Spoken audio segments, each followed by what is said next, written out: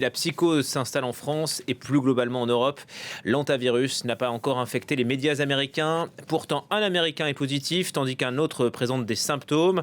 Mathieu Mabin, vous êtes notre correspondant et on vous retrouve comme chaque jour depuis Washington. Bonjour à vous.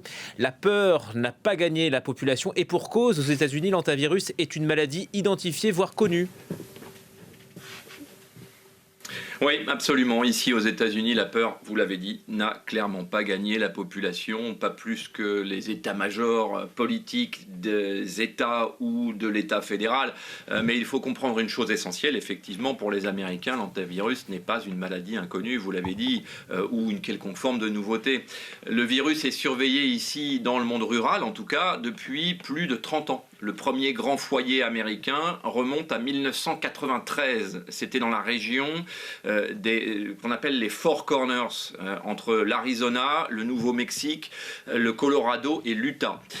Et depuis cette époque, c'est vrai, plusieurs dizaines de cas sont détectés tous les ans aux États-Unis. Les autorités sanitaires américaines connaissent donc très bien cette famille de virus, puisqu'il s'agit effectivement d'une famille. Alors évidemment, ce qui change aujourd'hui, c'est qu'on parle du variant Andes, un variant beaucoup plus surveillé parce qu'il peut, dans certaines conditions, comme on le sait désormais, se transmettre d'humain à humain. Et ça, c'est nouveau. C'est bien sûr précisément ce qui a déclenché la surveillance autour du navire MV Hondius, dont on parle beaucoup, même dans les journaux américains en ce moment. On en parle ces derniers jours, après que plusieurs cas ont été confirmés parmi les passagers et plusieurs décès ont été enregistrés. Tout cela n'a évidemment pas échappé aux autorités américaines. Mais malgré cela, ici, à Washington, il n'y a absolument pas de climat de panique, c'est vrai. Le message des autorités américaines reste extrêmement clair. À ce stade, les transmissions observées nécessitent des contacts étroits et prolongés. Donc, le CDC insiste, un peu sur ordre probablement de la Maison-Blanche, sur le fait que le risque pour le grand public reste faible. Je dis peut-être sur ordre, puisqu'on n'a aucune confirmation de cela. Et puis, il y a aussi un élément culturel très américain. Les Américains vivent depuis longtemps avec l'idée qu'une partie du territoire comporte des risques sanitaires liés à la nature sauvage, tout simplement. Les tiques, les serpents, les ours, les rongeurs, ça peut vous paraître étrange, mais dans le quotidien des ruraux américains, ça existe. La fièvre Q, les amibes. Donc, l'idée d'un virus transmis à l'origine par des rongeurs ne provoque pas ici le même choc psychologique qu'en Europe. Et puis, enfin, le pays reste profondément marqué par le Covid. Ça, c'est une réalité. Aujourd'hui, les autorités américaines avancent avec énormément de prudence sur toute forme de communication sanitaire nationale. Personne à Washington ne veut recréer l'atmosphère de crise permanente qu'a connue le pays pendant la pandémie. C'est un très mauvais souvenir, surtout pas sous l'administration Trump qui se souvient que pendant le premier mandat, la gestion de la crise s'était transformée en désastre politique et financier jusqu'à conduire, sans doute, en tout cas c'est la conviction de Donald Trump, à la défaite de 2020. Oui, l'hantavirus, vous l'avez évoqué indirectement, Mathieu, qui met aussi en lumière l'évolution de la politique sanitaire américaine depuis le retour de Donald Trump au pouvoir. Vous parliez du bien connu CDC, qui est le Centre pour le contrôle et la prévention des maladies, qui avait joué un rôle central pendant le Covid. Cette fois, son rôle semble moins important. Est-ce que c'est dû aux coupes budgétaires dont il a été victime ?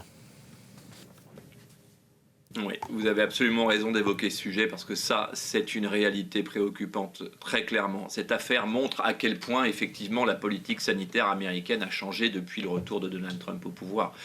Pendant le Covid, on s'en souvient, le CDC était quasiment au centre de tout. C'était l'institution qui structurait la réponse fédérale américaine et entraînait par là le monde dans son sillage. Attention, conférences de presse, recommandations nationales, présence médiatique quotidienne.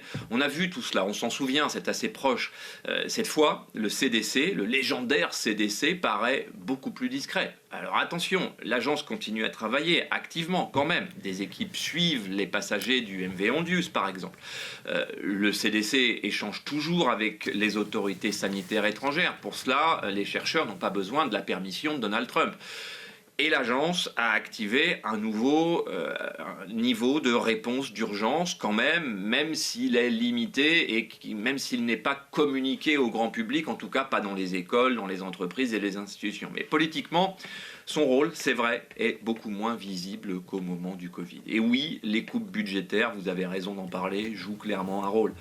Depuis le retour de Donald Trump, plusieurs programmes, on le sait, des programmes fédéraux de santé publique ont été réduits. Des milliers de postes ont disparu dans différentes agences sanitaires américaines, pas seulement le CDC, un peu à l'image de l'ensemble de l'administration américaine qui a été considérablement amaigrie.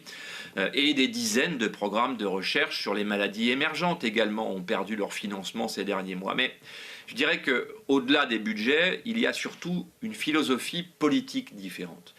On est dans l'ère Trump. L'administration Trump défend une approche beaucoup moins centralisée, moins d'intervention fédérale. Ça, c'est vraiment une obsession du président en place. Moins de communication nationale également sur des sujets qui, selon lui, concernent finalement les gouverneurs. Et davantage de responsabilités, donc, laissées aux États et aux individus surtout. Ça aussi, c'est très américain. Tout ça est d'ailleurs perçu comme une conséquence directe de l'après-Covid, encore une fois, et du retour d'une approche beaucoup plus prudente vis-à-vis des grandes mobilisations sanitaires fédérales. En clair, les États-Unis ont pu battre le record mondial de décès dus au Covid, on s'en souvient. Il n'en demeure pas moins un sentiment dominant ici, qui est qu'en 2020, l'État fédéral en a sans doute beaucoup trop fait et qu'on ne l'y reprendra plus jamais.